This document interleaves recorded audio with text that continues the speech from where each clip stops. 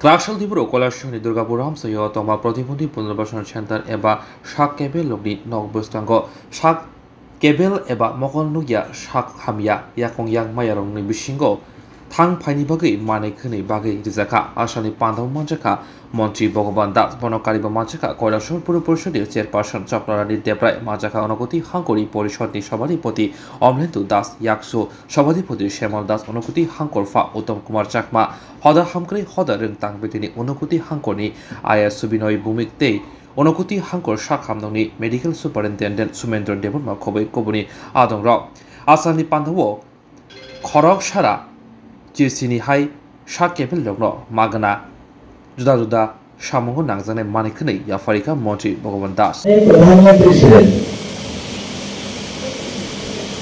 বিগত দিনে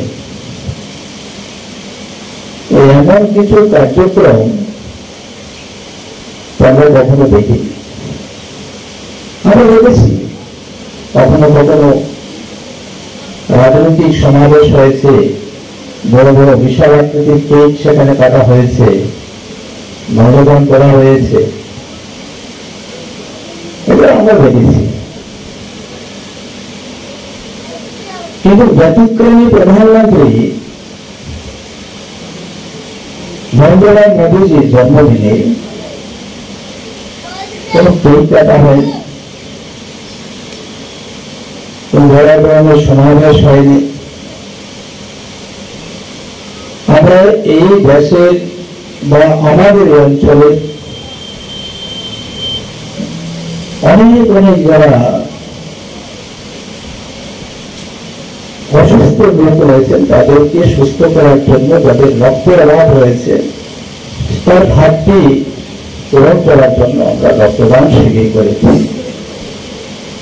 ওরা বড় মাত্রায় স্বেচ্ছায় রক্তদান করেছেন প্রধানমন্ত্রীজির সেই জন্মদিনে।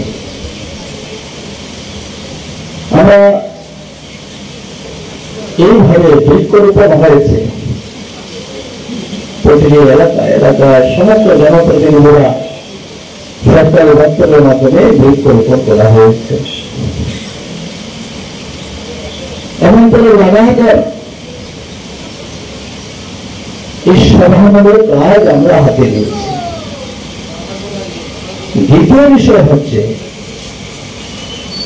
সত্যি আজকে আমরা ভারতবাসী খুবই ভাগ্যবান